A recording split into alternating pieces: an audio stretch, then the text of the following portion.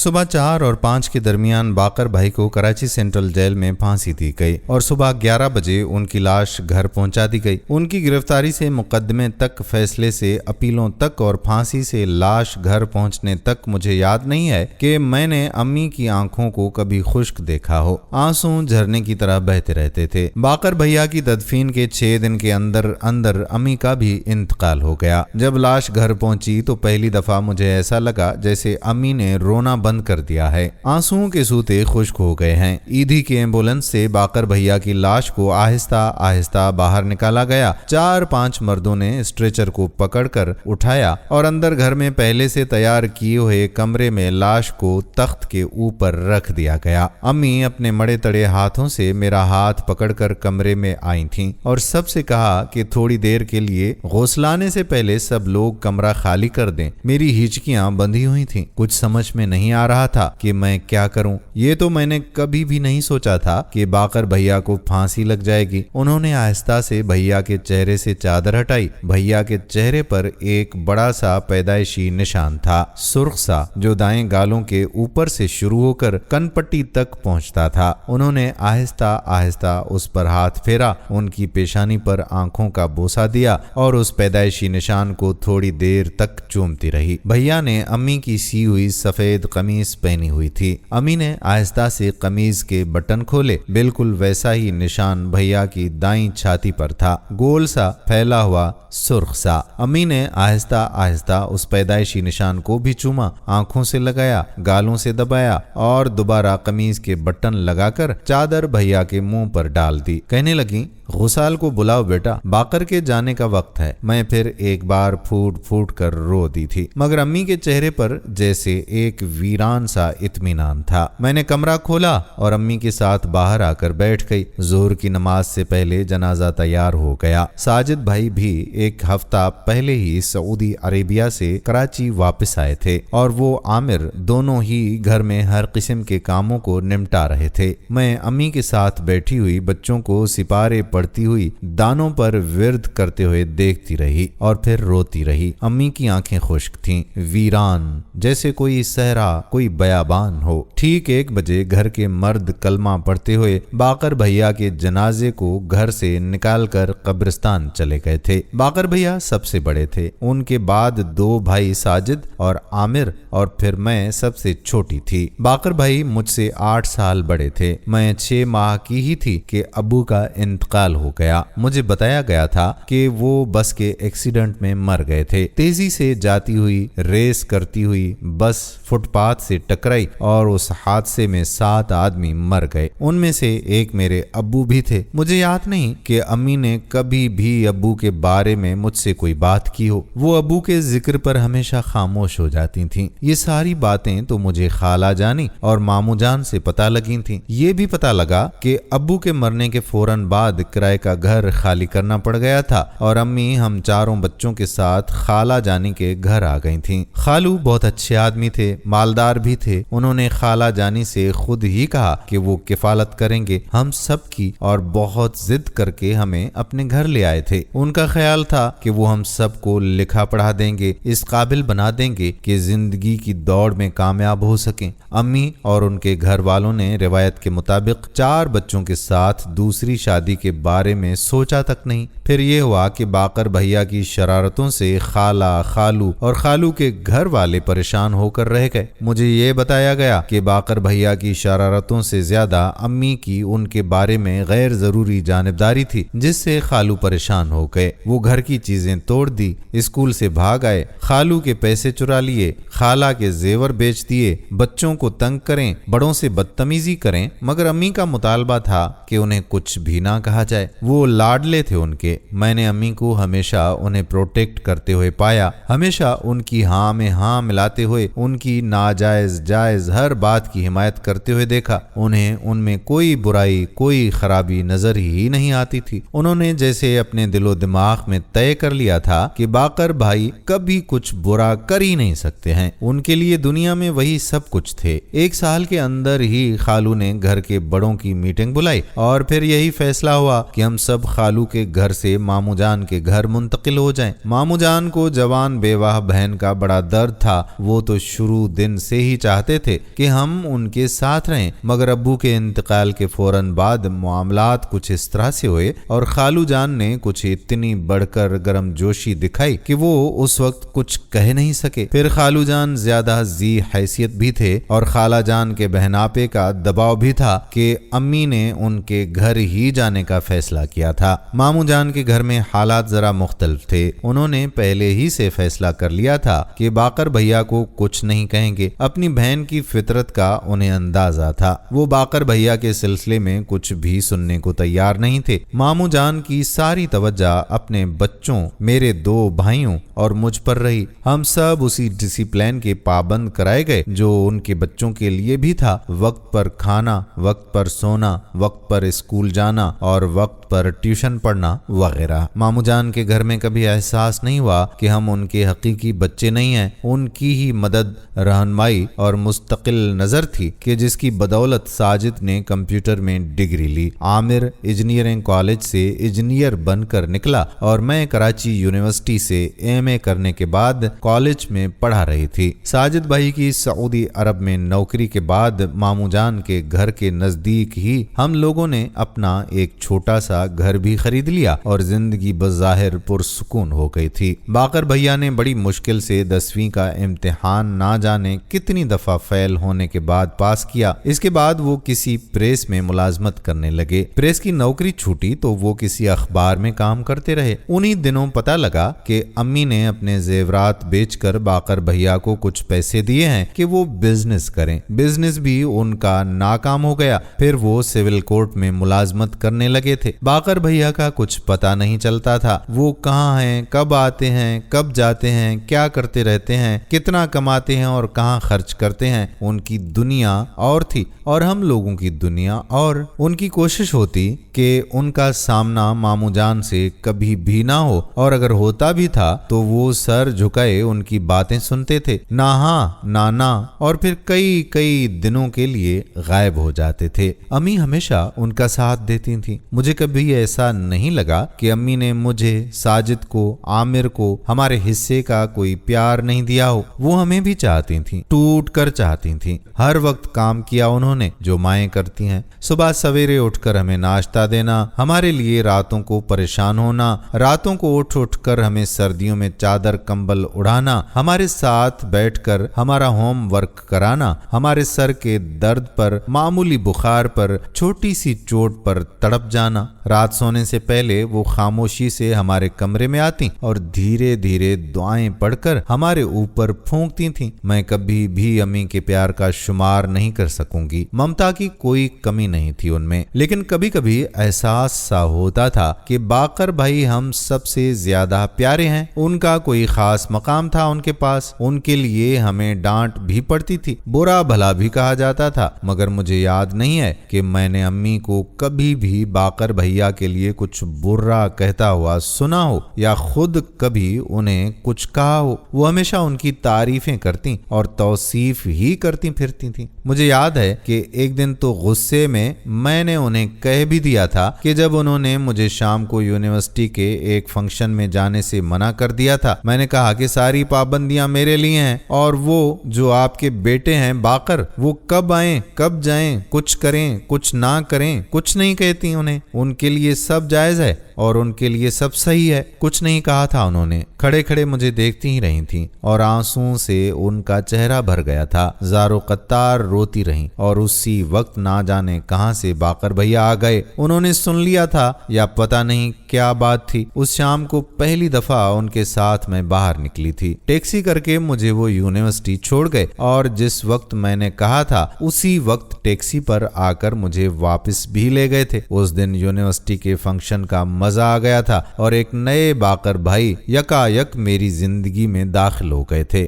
بغیر کسی دستک کے، کسی کواڑ کو کھولے بنا۔ مجھے امی کا وہ روحان سا چہرہ یاد ہے۔ دوسرے دن گلے لگ کر میں رو دی تھی، ان کی ٹیڑھی میڑھی انگلیوں کو پکڑ کر، ان کے جھکے ہوئے بائیں شانے سے لگ کر میں کچھ کہہ نہیں سکی، پر وہ سمجھ گئی تھیں۔ مائیں سمجھ جاتی ہیں۔ میرے وجود کے ایک ایک انگ نے ان سے معافی مانگی تھی۔ پھر کبھی بھی باقر بھیا भैया के बारे में कोई बात नहीं की थी उनसे मैंने। बाकर भैया बहुत मेहरबान हो गए थे मुझ पर। जब भी आते कुछ ना कुछ लेकर आते मेरे लिए। जितने दिन घर में रहते मुझसे बातें करते, मेरी सुनते, मेरी बनाई हुई चाय, मेरा पकाया हुआ नाश्ता, मेरे हाथ के बने हुए पकोड़े, मेरा बनाया हुआ फ्रूट चाट, सब कुछ उन्हें पसंद था। मेरा ख्याल इस तरह से करते जैसे मैं कोई शहजादी हूँ। मजाक में भी जो मुंह से निकल जाता उसे पूरा करने के हर जतन कर डालते थे। शायद छोटी बहन और एक ही बहन होने की वजह से उनके दिल में मेरे लिए खास जगह थी। मुझे तो लगता था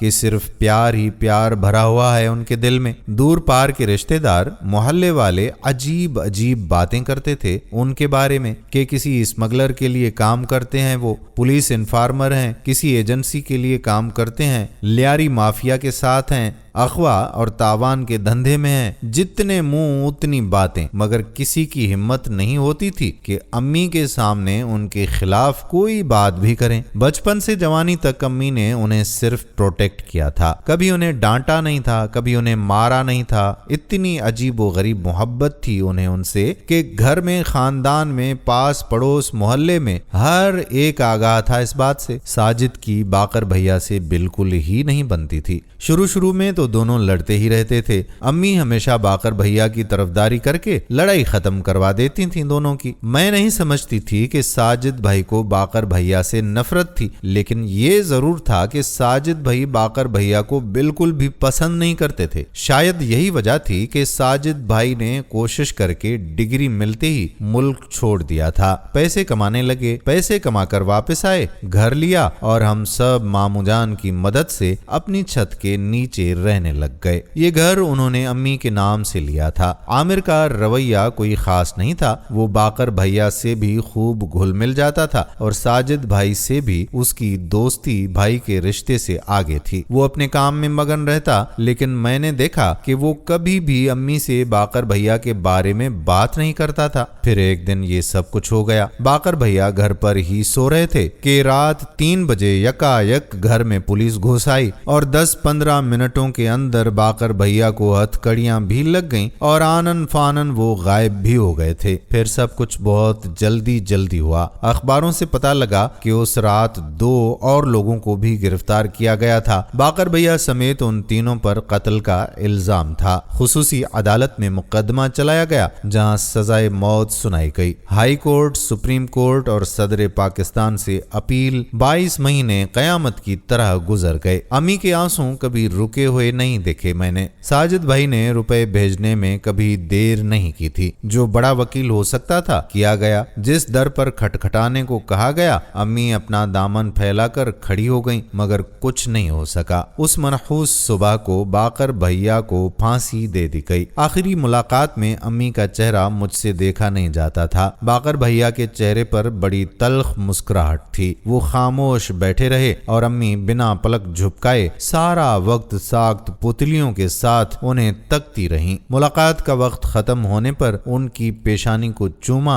उनके चेहरे के पैदाइशी दाग को पलकों से छुआ, अपने मुड़े तुड़े हाथ उनके चेहरे पर फेरती रहीं, फिर रोती हुई, कांपती हुई, ससकती हुई घर आ गईं। बाकर भैया को दफनाने के बाद अम्मी ने कुछ खाया नहीं, रोई नहीं, सोई नहीं। शुरू में जिद करके मैंने उन्हें कुछ पानी पिलाया तो उल्टी हो गई। दूसरे दिन ही उन्हें अस्पताल में दाखिल कराना पड़ गया। पानी और ताकत की शदीद कमी थी उनमें। अस्पताल पहुंचते ही उन्हें ग्लूकोज और ना जाने क्या क्या चढ़ाया गया। 2 दिन तेजी से गुजर गए। वो एक लाश की तरह बिस्तर पर पड़ी हुई ना जाने दूर तक क्या देखने की कोशिश करती रही थीं। किसी सोच में गुम, किसी उम्मीद के बगैर उन्होंने जिंदगी से नाता शायद तोड़ दिया था। उस दिन मैं उनके सरहाने बैठी उनका सर दबा रही थी। धीरे धीरे, धीमे धीमे उन्होंने बहुत आहिस्ता से कहा था कि बहुत दर्द है बेटा, बहुत दर्द है। कहाँ कहाँ दबाओगी? सर को, कांधों को, ہاتھوں کو،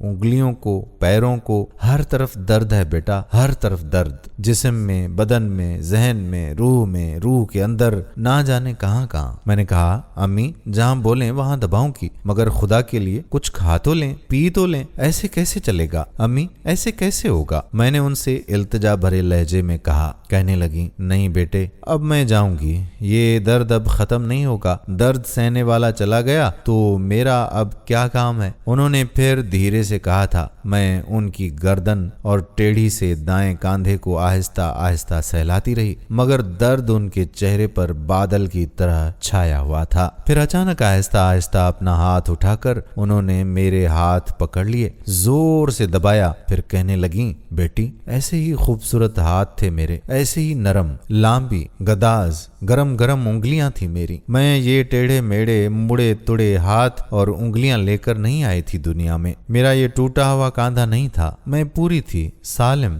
سر سے پیر تک، ثابت انگلیوں اور انگلیوں کے پوروں سے لے کر جسم کی ہر ہڈی تک میرا سر سالم تھا، میرے کاندھے، شانے سب سالم تھے۔ بیٹے میں تمہاری طرح تھی، مکمل، خوبصورت اور حسین۔ جیسے انہوں نے سرگوشی کی تھی، تھوڑی دیر پھر بولنا شروع کر دیا۔ بیٹا شادی کے پہلے ہفتے سے مجھے ستایا گیا، بات بات پہ مارا گیا، ہر جگہ پر، ہر جگہ درد ہے بیٹا، کہاں کہاں دباؤ گی، کدھر کدھر سہلاؤ گی؟ میں نے محسوس کیا کہ ان کے ہاتھ کپ کپا رہے تھے۔ کہنے لگیں باقر میرا پہلا بچہ تھا، تم نے پوچھا تھا نا ایک دن کہ میں کیوں اس کی طرفداری کرتی ہوں، اسے کچھ نہیں کہتی ہوں، سب کہتے ہیں میں جانبدار ہوں اس کی، اس کا کچھ برا نہیں لگتا مجھے، کیسے لگتا؟ وہ میرا باقر پھولوں جیسا، اس کی حفاظت نہیں کی میں نے، ساجد کو بچایا، عامر کو بچایا، تمہیں بچایا، اپنے شانوں پر چوٹ کھائی، اپنے بازوں کو سامنے کر دیا، اپنے ہاتھوں کو ڈھال بنا دیا، اپنی انگلیاں توڑوا ڈالیں، اپنے شانے چھلوا دیے، نہ جانے کیا کیا ٹوٹا میرا، میں کسی ڈاکٹر کے علاج کے بغیر